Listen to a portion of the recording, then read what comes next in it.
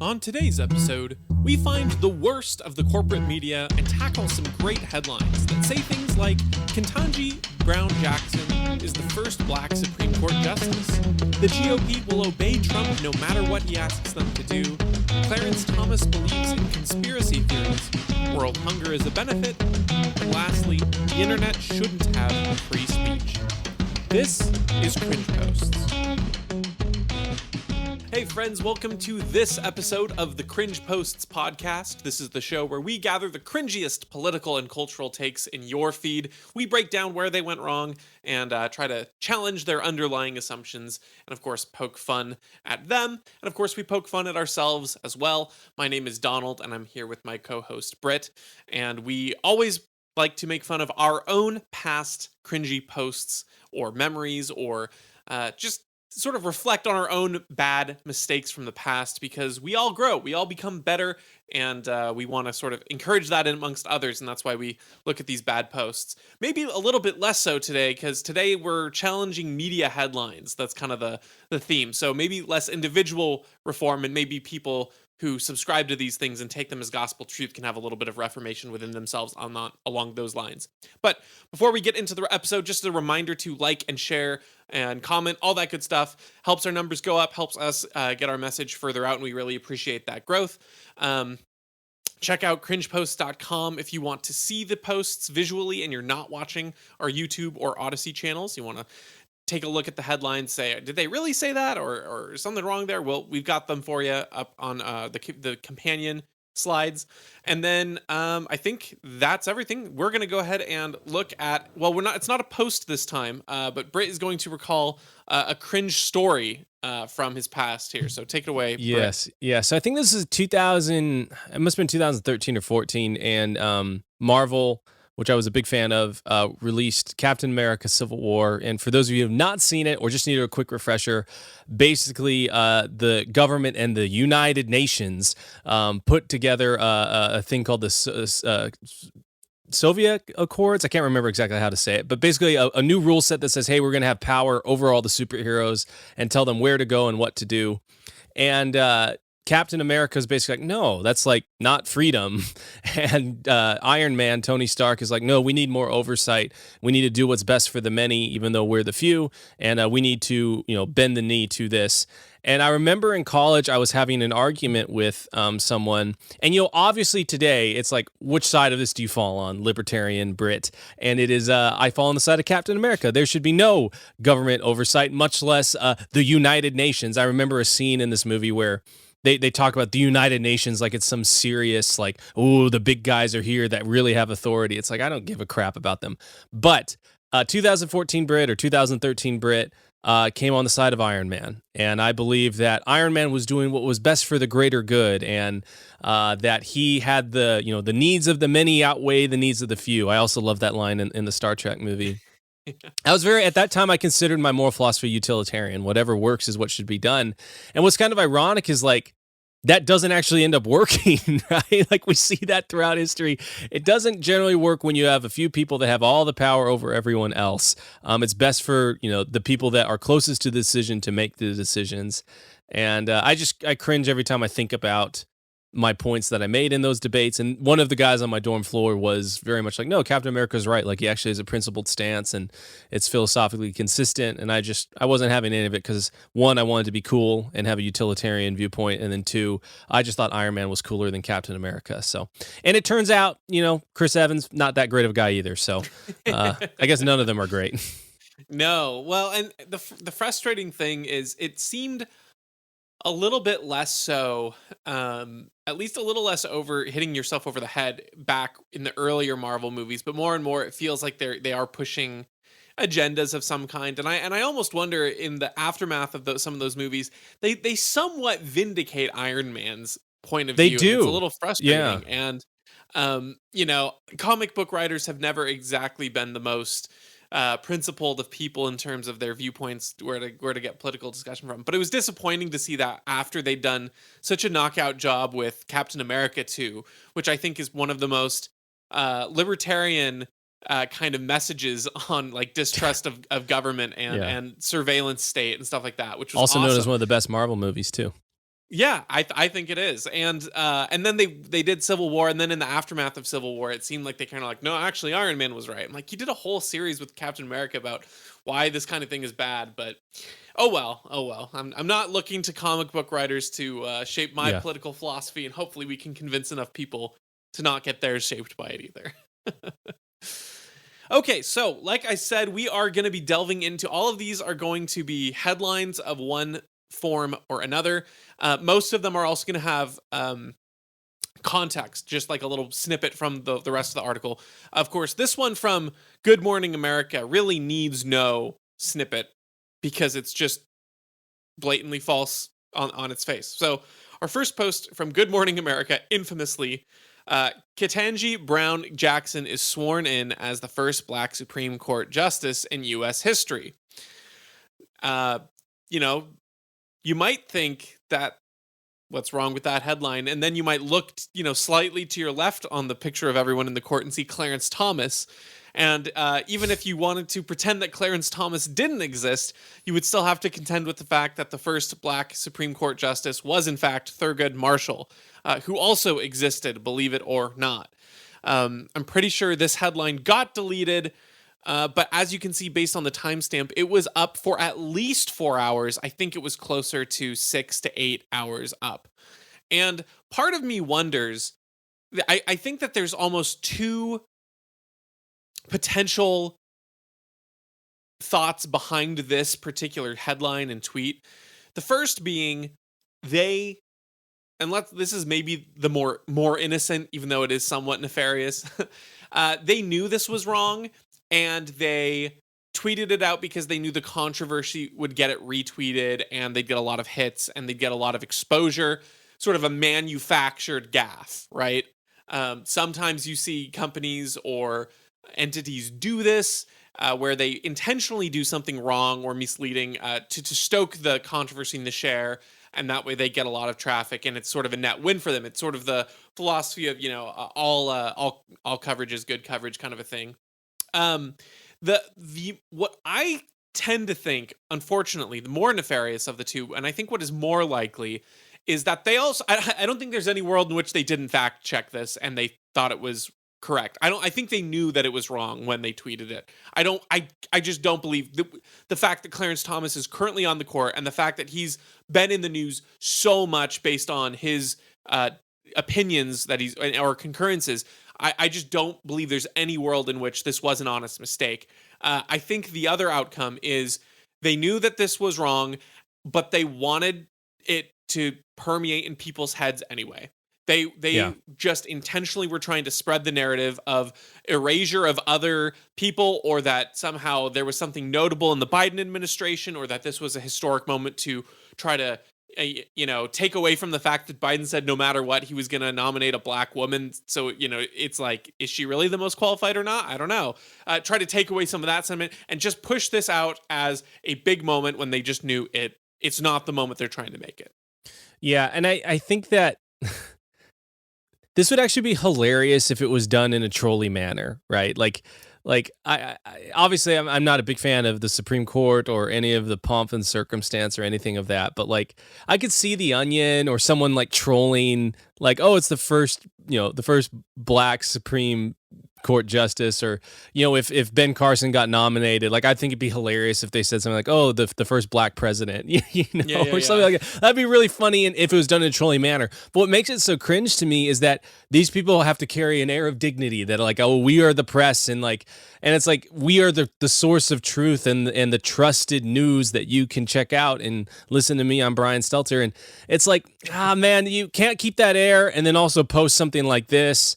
And know that it's not true with a quick Google search, and then two, it's just so once you eliminate that fact that you could search for it, you realize that there's an ideological bent, like you're saying, like they're trying to play to their audience's intersectionality and how much they value that, because it's like, okay, what's the most, like, I'm trying to think of another example of this, but people have used like any sort of nondescript characteristic of people to say, oh, it's the first XXX and this, and it's like, that doesn't really, who cares? I'll go come for up it. with the example. First openly gay White House press conference spokesperson or Oh whatever. yeah, it's like It's like, okay.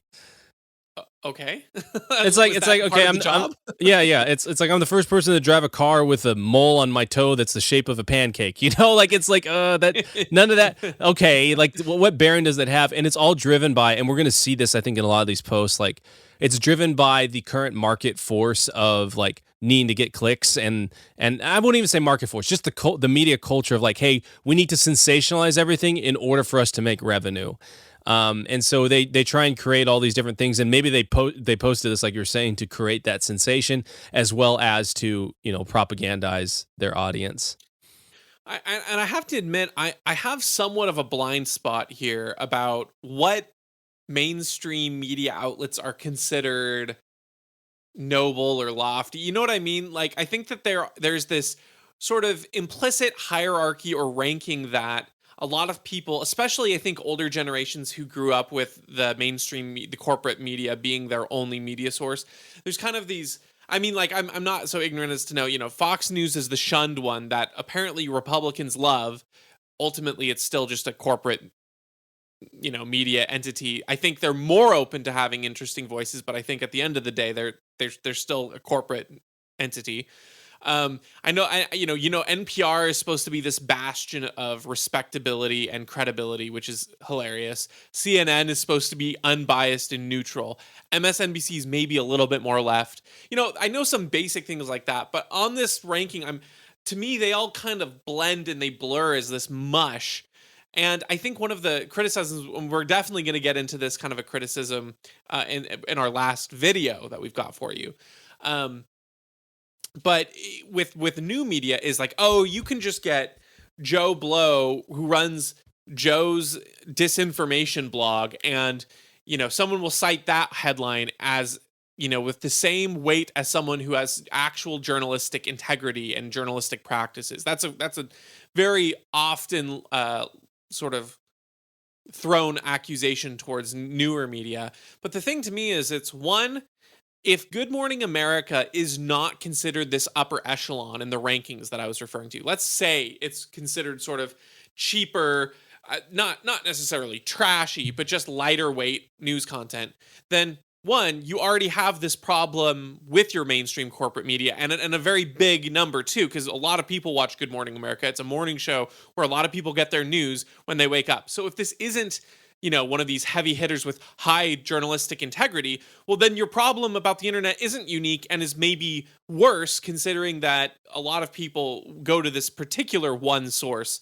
that is lightweight and trashy. Or two, if it isn't considered a lightweight and trashy source, well, then guess what? Your journalistic integrity is completely ruined by things like this, which is the conclusion that I come to with basically all corporate mainstream media, is that you can try to consolidate, but when you have these powerful corporate backers who, especially lobbying with government intervention to push their narratives, you're not going to get reliable information, and worse, it's not even going to be misinformation. It's going to be maliciously misinformed content. Okay. We'll move to our next headline here. And I believe this is a Politico. Yeah, this is a Politico headline that reads, Clarence Thomas suggests COVID vaccines are developed using cells of, quote, aborted children, end quote. And the little subtext line, cells obtained from elective abortions decades ago were used in testing during the COVID vaccine development process, a practice that is common in vaccine testing. So that's what the headline and the little under headline tagline reads. In the piece itself, there's a line that says, conservative justices Samuel Alito and Neil Gorsuch joined Thomas in his dissenting opinion, and some Thomas defenders noted that he was simply reciting the allegations made by those refusing to get the vaccine. This is a whole just incredible level of deceitfulness, where it's the headline. Look at the headline again. Clarence Thomas suggests. He suggests that, Or maybe he is reciting allegations made by those refusing to get the vaccine because he's giving examples of people not wanting to get a vaccine. He's not saying that, he's not making the claim itself. He's saying, some people might not want to get the vaccine because they're afraid it's going to give them chickenpox. The point is, if I made that claim, I'm not claiming that COVID or vaccine gives you chickenpox. I'm saying that might be a claim that some people make. And they acknowledge that in this piece, but the way that this headline is framed to make Clarence Thomas look as crazy out there and ignorant as possible. Yeah, and what's really annoying about it is even if he wasn't just referencing it, right? He was actually saying, "Hey, trying to use it to make a point that that aborted children, the cells from aborted children, are used in development of COVID vaccines." I mean, the little byline there is true, right? Like, it's not suggests. Like, yeah. Clarence Thomas references the fact that elective abortions, cells from kids that were killed in elective abortions were used to develop COVID vaccines. That's right there, right? And the way they word this thing, it's with every effort possible to make you think, like you're saying, that he's crazy or a conspiracy theorist. That's why they say suggests, right? Like, there's so much meaning wrapped up in that word. It's like if you came back from the store and you had a bag of chips and you're like, "Oh yeah, I bought this bag of chips from the store. You can go get it there." And then I write a headline, "Donnie suggests that there are chips at the grocery store," and it's like, okay, like, that's such a weird way to say it, right? Like, I would just, "Oh yeah, Donnie told me there were chips at the grocery store and he had a bag." Like, that's a factual statement. It's a factual thing. To take it even further, right, the dishonesty is he's not even making that argument, right? He's just saying, "Hey, other people have said this, and oh, by the way, thank you." It was a Politico, you said? Politico, yeah. Politico, thank you for validating what they said, in the document. And it's for all this talk of, just to jump on the suggest word really quickly before you move on, because in that example, you can use it in a way that where I am doing something like I suggest that there are chips in the store, which is weird and vague. But then also if I said, "Yeah, I got them because I have the munchies," you could also say, "Donald suggests that he smoked marijuana," because it's such a vague claim that I'm making a joke about having munchies when I never made that claim at all. Right. It's like the line that you get, sources, people familiar with the president's thinking. Yeah. Exactly. Like, what is that? That's not solid. Yeah, but just to your point, suggests is so malleable. It could be something that someone says directly. It could be something that someone says as a fact, not as a suggestion, or it can be something that is alluded to in it and not meant at all. Yep. That was all I had on that point. So. Yeah. Well, and I think a lot of people think that when people say a vaccine is developed using the cells of aborted children, they're like, "Oh, that must mean that it physically has them in the vaccine that is getting injected into your body." And that's the claim that, but it's, I mean, that might be a little bit more creepy and inappropriate, but I think the point still stands that the moral objection that people have to that is that the byproduct of an unethical treatment, abortion, and an unethical procedure of murder was used in a way that helped develop this thing. So the idea is you don't want to incentivize, you don't want to create a market or an incentive for aborted fetuses and so that's the moral objection that's used. So it doesn't matter if they're used in testing during the COVID vaccine development process and they're not in the final result or they're not being used. It doesn't matter. That's part of the development of this vaccine. So, like you said, this little byline proves that those claims are in fact legitimate. I think again, it is also posited in a way that is to make it seem like it is the least credible reality, when in fact, again, like I said, that is part of the development process that people would have objection to, but they make it sound like it's a disconnected thing from their objection. It's anti-science and misinformation. Yeah, right. Like the people, the people who refuse to get the vaccine only care if they're being injected into their body, and it's like, no, that's not their claims. You're misrepresenting their claim. The claim for them is that during the process of this vaccine, aborted fetus cells were used, which If you're They using were. them, it doesn't have to be physically compound mixed in the final product for it to be part of the development. Okay. We've got our next post here, and this one, oh man, this one's on January 6th, and this one, I'd seen some other stuff that I'll sort of supplement here, and I don't remember the other source. I think this one was I want to say this one was CNN, um, and this one reads, GOP texts about overturning election show lawmakers caught up in the cult of Trump. Tagline, the casual tone used by GOP leaders when discussing how to interrupt the peaceful and democratic transfer of power testifies to their immersion in a cult-like world in which loyalty to Trump, regardless of what he asked them to do, was all that matters. Okay? So this headline is telling you that these texts show that the GOP cult of Trump will do his bidding no matter what. And then you look at the actual article, and this is all from this specific article. By January 3 of 2001, which Probably 2021 is what they Yeah, meant. I was going to say a complete typo there. Of 2021, Roy, meaning Representative Chip Roy of Texas, was out texting Meadows, Mark Meadows, the chief of staff for the White House.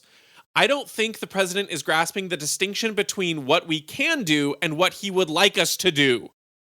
Literally defies the little subheadline right there. Second, from Mike Lee to Mark Meadows, I don't purport to know who fits into which category. I know only that this will end badly for the president unless we have the Constitution on our side, and unless these states submit new slates of Trump electors pursuant to state law, we do not. And then I couldn't find a succinct quote in here, but basically Mike Lee was out once they determined that there was no evidence of actual fraud and that they couldn't do anything constitutionally.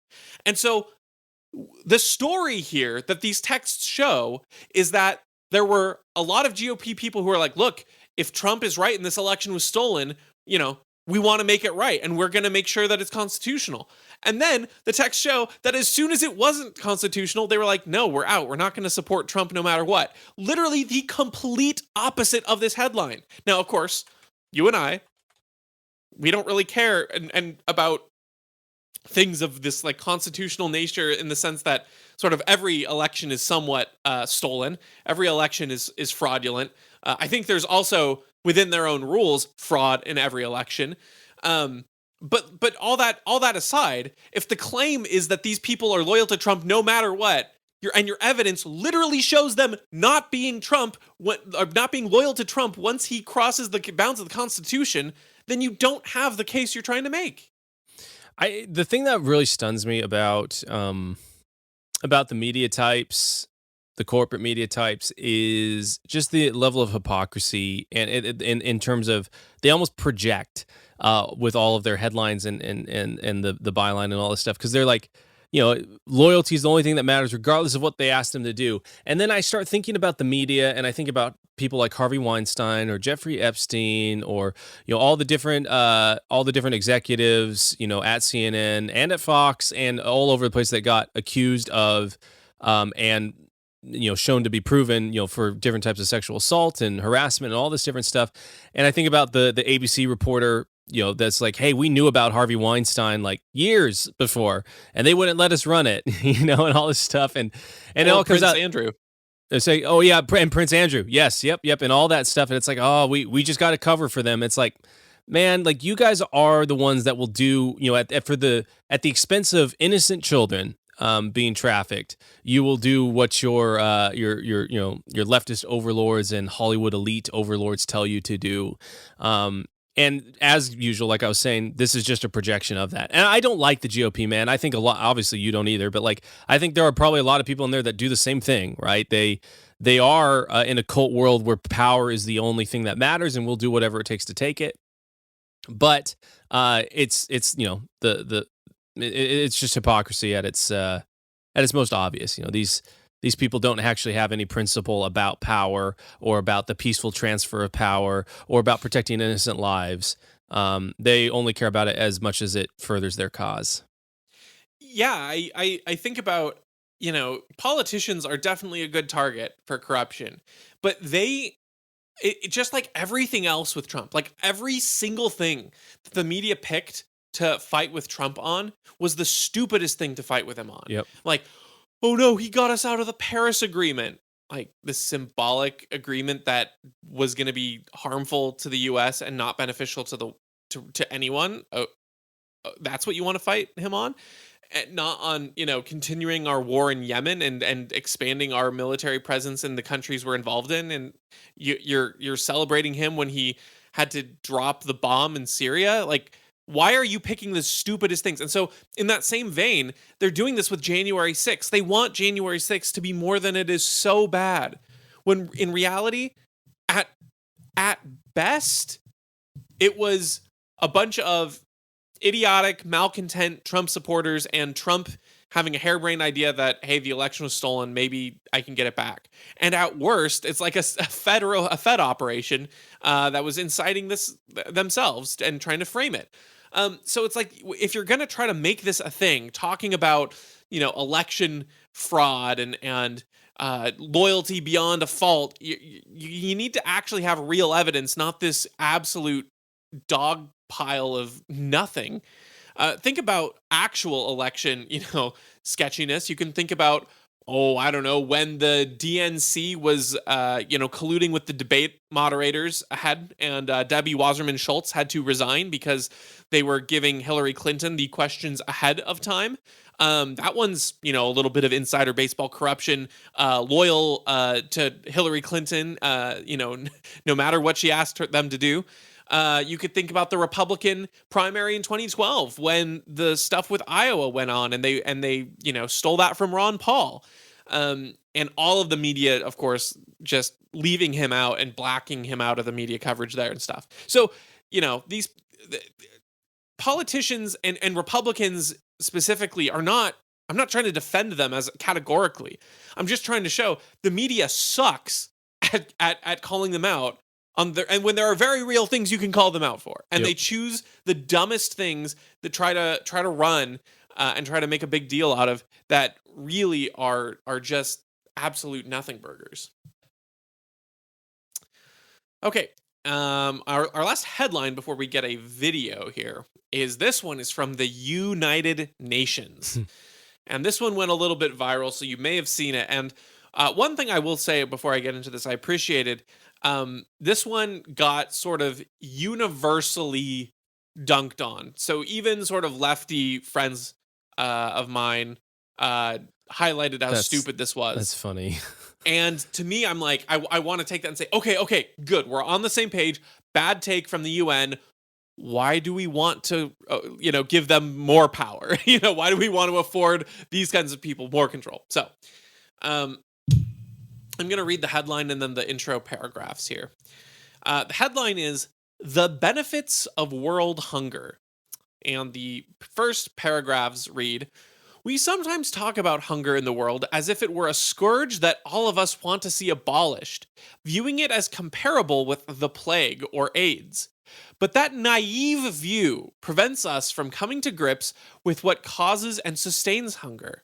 Hunger has great positive value to many people. Indeed, it is fundamental to the working of the world's economy.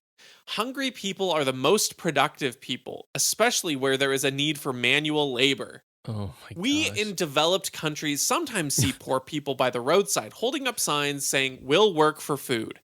Actually, most people work for food. It is mainly because people need food to survive that they work so hard either in producing food for themselves in subsistence level production or by selling their services to others in exchange for money. How many of us would sell our services if it were not for the threat of hunger? Oh my gosh. This is a lot to take in. And the interesting thing here is he conflates a lot of things in these opening paragraphs and in his thesis. I think there are these undercurrents of truth in what he's saying, and then he applies them completely incorrectly.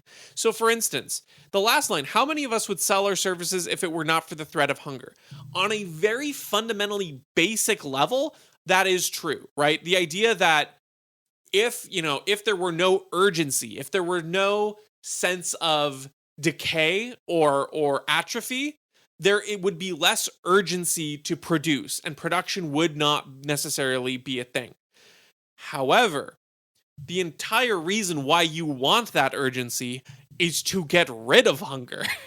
We're not working in order to build power. That's not the normal person's thing. Now, you want to take responsibility in your life. You want to build beautiful things, and power can be used responsibly and well.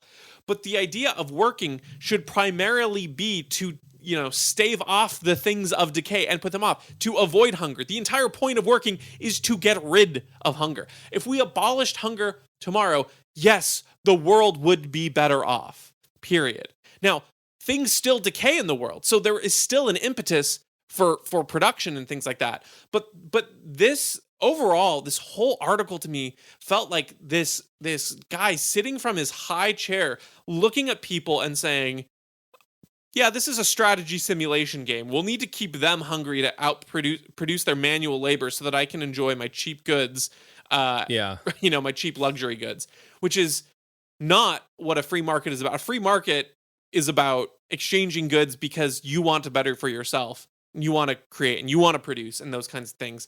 It's about, that free exchange that by nature removes the torments of hunger and decay and of misery that accompany those things. The line that got me, I read this one time before you read it, and the line that got me the second read through was, "Hungry people are the most productive people, especially where there is a need for manual labor." It's like, man, have you ever tried to go work out on an empty stomach, or have you ever tried to, face a long day after not eating for 2 days?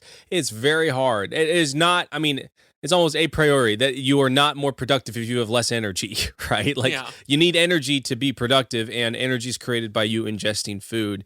The thing is, it's like, I like the concept of like, hey, we need to be productive, right? And it's like, but the way you get productive is by eliminating the need to rely on human labor for, gathering food and stuff. Like the reason there is no world hunger, or virtually no world hunger right now, is the fact that we now have machines that can do the work of thousands of people with one person running them, right? And that's what it means to be productive. If the end goal is production, merely by the fact of accomplishing like more productive ways of doing things, you actually eliminate hunger with it. It's a byproduct of production being increased and more innovations and things. So it's like, it's just really weird. Like, he almost puts like being productive as like the target that you're supposed to aim for, and then he totally neglects the fact that by hitting that target, you simultaneously hit the target of ending world hunger and hunger for other people, because everything becomes easier and easier to do. And what makes me, I guess, if I'm trying to like read into why this guy wrote such a ridiculous piece, I'm assuming he's trying to like figure out how to square the kind of like the weird like demand creates supply philosophy that Keynes lovers have. And, it's basically like there's a finite amount of resources, and like our prosperity here is based off of people working really hard other places, and they can only ever be that way. And so it's only just a matter of transfer. And so by whipping these poor people in poor countries, we're living better. And so that's why it's a benefit for them to be hungry. Like, he's like sarcastically making a point to people who don't hold the same views as him. It's just a really bizarre one. I like you were saying, he gets certain things right, and then he applies them completely wrong, and in ways that no sane person ever would. It sounds like the cartoon villain, that's the evil business tycoon capitalist. That's a cartoon caricature of what free marketers would actually want, where he's saying things like it's mainly because people need food to survive that they work so hard, which is so good for us. When they're hungry, they do such good work. We just need to threaten them with that desperation of need in order to fuel productivity. And what's interesting is in his little bio, he's a professor at the University of Hawaii, and he's written a book called Freedom from Want: The Human Right to Adequate Food. So he's obviously talked about this issue in some level of detail, and I'm curious what that book's thesis is now, because... And that's what I'm trying to say. I think he's making... It almost feels sarcastic, right? It's like your principles actually lived out. This is what it means. You view world hunger as a good thing. I don't know. I don't know him or anything, but like, I saw that line too. And I was like, if you live out your principles as a free market capitalist, that means you think world hunger and lack of things is a good thing. Right. And that's so now addressing it in such a manner, if you don't take it on face value and you take it on in this way, you know, to address that flip side, it's like, if we abolished human hunger, I don't think that we would lose that kind of productivity. And because I think humans would still need to cooperate. Again, there's still decay in the world. There's still now some sense of urgency might go away, but in the sense that you've created more wealth and you've produced more things, overall things get cheaper to make, which makes them more accessible in general. So if you had no need for hunger or whatever, people would still want shelters. People would still need things to provide for themselves. And as more needs get taken away, the more things that you can pursue out of desire for them emerges. And I think that that's great. The idea that if I'm less worried about having enough food for tomorrow, I can focus on saving my resources and being productive towards a shelter, a home. That's better and takes care of more needs. And if that's a need that becomes met and I'm not as worried about fulfilling that, great. Well, now I can focus more on, well, how am I going to provide things that will help my family's health? Building a gym or a pool or things like that. Or you can focus on less and less important, but more and more refined things. And if everyone gets that level, that's great. If you take away those base needs, that's awesome. I don't think any free marketer or capitalist would say that the world would be a better place if we also had to, I don't know, every day, once a day, you had to clean out your ears for 15 minutes using a new liquid solution that appeared around the world. And you had to clean your ears out for 15 minutes a day or else you would get sick. That wouldn't, that creates more urgency. So if, to this guy's point, you've created more people who need to be more productive, because no free marketer would think that that's a better, in the same way, why we would think that's not a good thing is the same reason about why we decry the broken window fallacy. Creating more destruction and more need does not actually make a better world. So ironically, even if this guy is trying to make this argument on world hunger being this benefit for productivity's sake, ironically, that is the kind of myth that gets pushed by the Keynesian broken window fallacy, the jobs creation program, where destruction creates jobs and productivity. So that's actually much closer to a Keynesian view than a free market one. Yep. Okay, we're going to go ahead and queue up this video here. Let's see. Got that. Let's see. And we'll put it in here and we'll watch that and then remark about it. And, it's just it's a beautiful, beautiful clip. I found it retweeted by Mark Andreessen. So go follow him. He's a very interesting dude, and he's got good clips to retweet here that he, of course, was sharing more ironically than not. So we'll go ahead and play this. No, I think there's a bigger problem that when we focus on the personalities of people like Elon Musk, and people say, oh, I think Elon's thinking this or that. There's a bigger problem here about how we are going to control the channels of communication in this country. In 1927, we had the Radio Act. 1934, the Communications Act. Congress stepped in. We made rules. FCC wasn't great, but it's still regulating the broadcast industry. You can't use vulgar language. You can't do all these things with speech. We gave over our what amounts to our airwaves or our internet waves to Mark Zuckerberg and Elon Musk. And we are in so much trouble because those guys believe in making money. We've already seen that with the 2016 election and Zuckerberg, when he was taking rubles for ads from Russia and say, oh, I think it's crazy to think they had any influence on this election. Musk is the same. Musk doesn't want it. He's upset with the SEC, how dare they question him? You know what I'm saying? This is dangerous. We can't think anymore in this country. We don't have people, no, I'm serious, we don't have people in Congress who can make regulations that can make it work. I think we can look to the Western countries in Europe for how they are trying to limit it. But you need controls on this. You need regulation. You cannot let these guys control discourse in this country, or we are headed to hell. We are there. Trump opened the gates of hell, and now they're chasing us. Okay. Let's there's so many things about this I want to address, and as usual with these videos, I feel like I miss some things on it. I'm like, oh, I should have hit that. But uh, we cannot let these guys control and speak. What did they do? What are they worried about? Because if the alternate way of saying that is we can't let these guys let people speak because they're not worried about Zuckerberg or Musk shutting people down. They're worried about letting people speak. So him saying we can't let Musk and Zuckerberg control the internet. That's the way of trying to get, the average viewer to be like, yeah, we can't let these greedy big billionaires control things, when really all that means is we can't let the everyday person speak and have a platform. Because again, the fear is not too much regulation, it's too little. Yeah, you and I've watched this video before, but obviously the internet waves is just, what a thing to say, man. Thanks for showing us your age.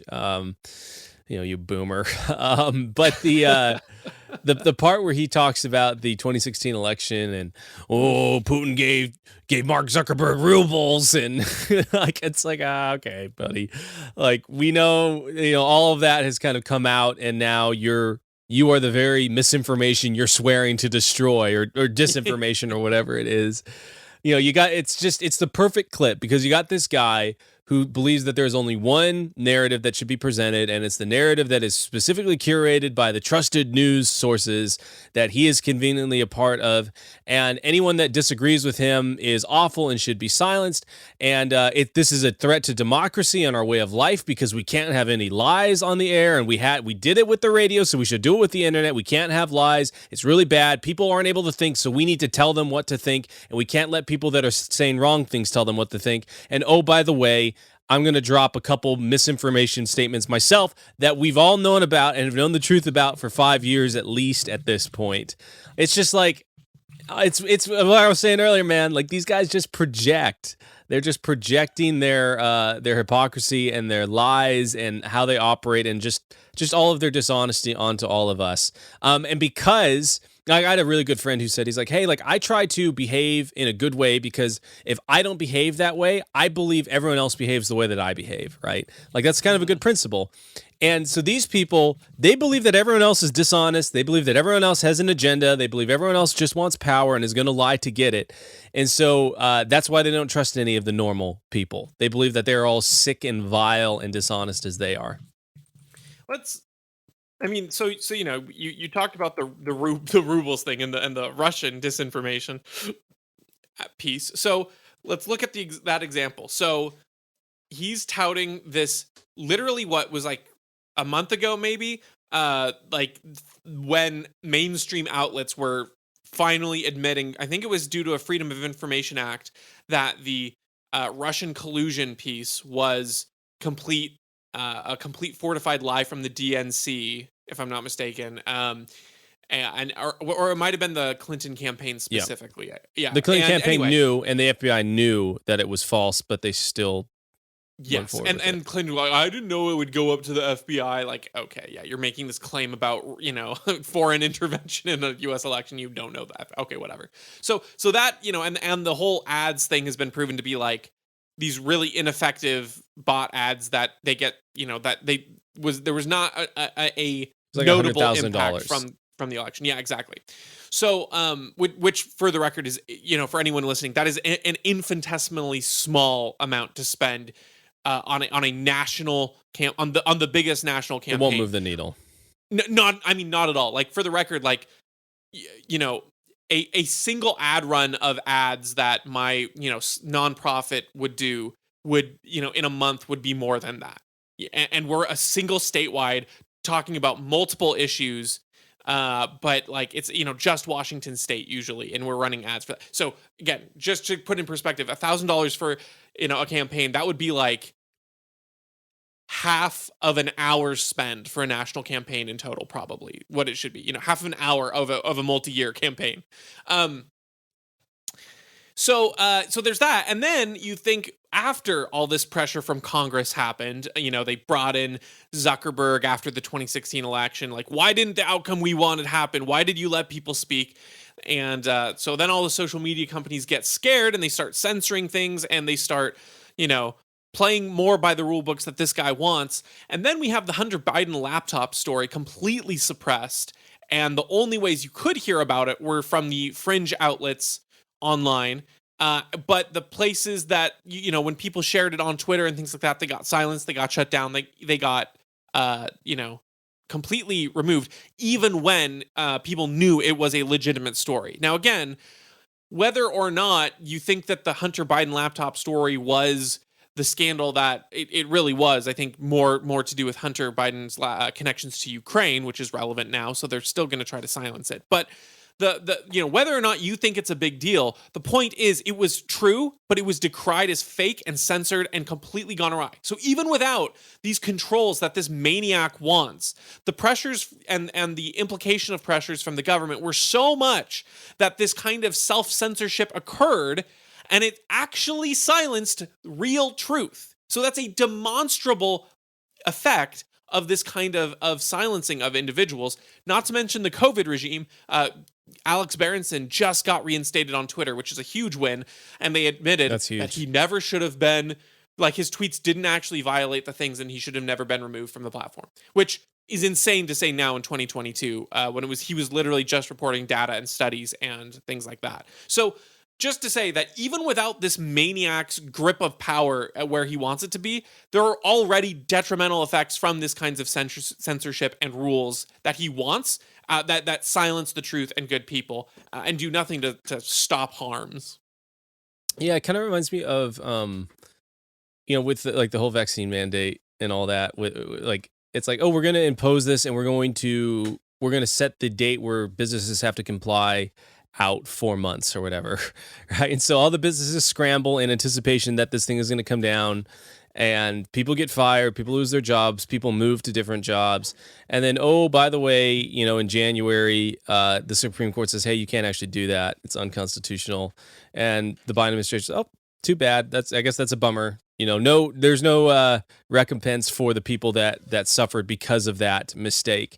And so you think about, like you're talking about with the Hunter Biden laptop and all that. It's like, well, we suppressed this news story, or, oh, we banned Alex Berenson for a year and a half or 2 years or however long it was, or, oh, we banned Libs of TikTok for however long. And it's like, yeah, you accomplish the effect of what you want without any of the consequences and not even really an apology, right? Like, I think about Libs of TikTok, and there's another account, I can't remember the name of it, but basically they just post videos of people on the left, the people that work at Twitter. They post those, and that's it. No commentary needed really on it, and they would get banned for it because the content, even though it's not in violation of the rules, is in violation of the narrative. And because it's in violation of the narrative, it can't be allowed to be around. There's not actually any discussion or desire to seek truth by these folks. And I mean, this guy's blatantly saying that, right? He's like, Americans can't think, and we need to make sure we control the airwaves because we need to make sure who's allowed to speak. And if a person with a little bit more of a veiled motivation would be like, no, we need to get to the truth, and that's what's really what matters. And then it's like, what follows from that is like, well, then people need to be able to talk, right? That's the only way for us to discover truth.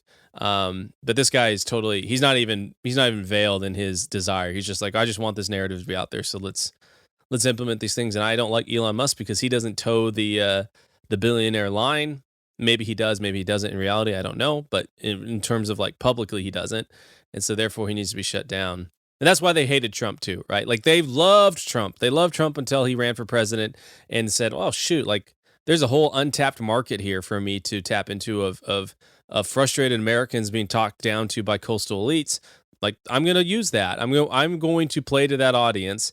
And because he played to that audience and he was saying things that weren't supposed to be said, he broke the rules of engagement or whatever they've got.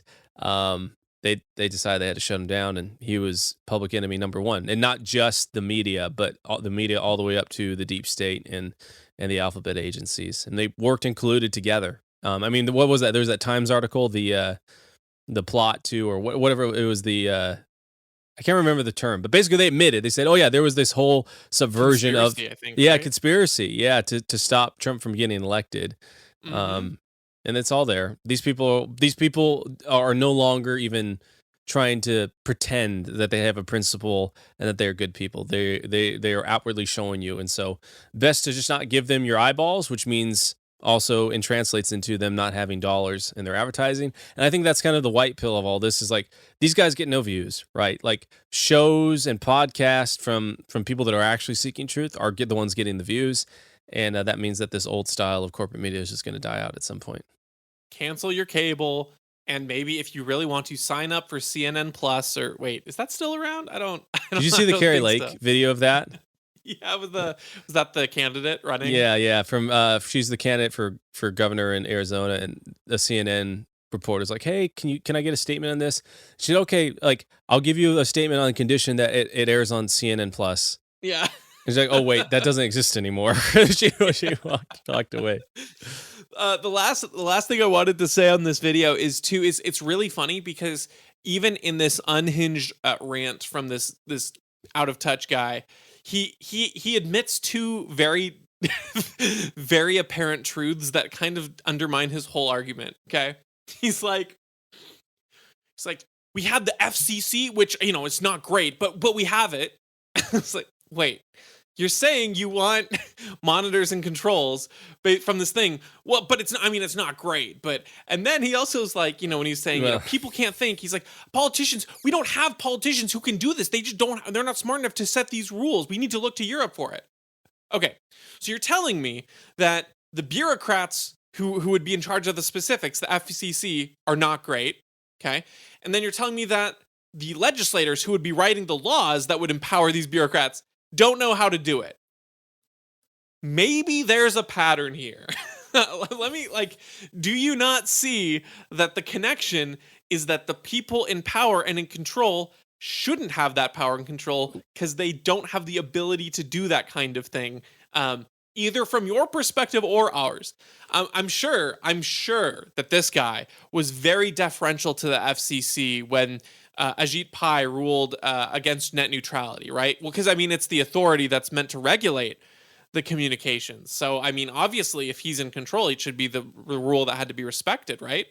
So I just thought that was a very funny admission to say, not only just on the broader principle that oh yeah, the government's not great at doing things, which would be funny enough, but the two specific entities that would very much be in charge of enacting the kinds of changes he wants are incapable of doing it, which even more than most gives away the fact that they just want power and control from themselves. This guy's not even willing to outsource it because he sees the inefficiency, the ineptitude, or the potential for disagreement with his own view of what should constitute speech that's acceptable.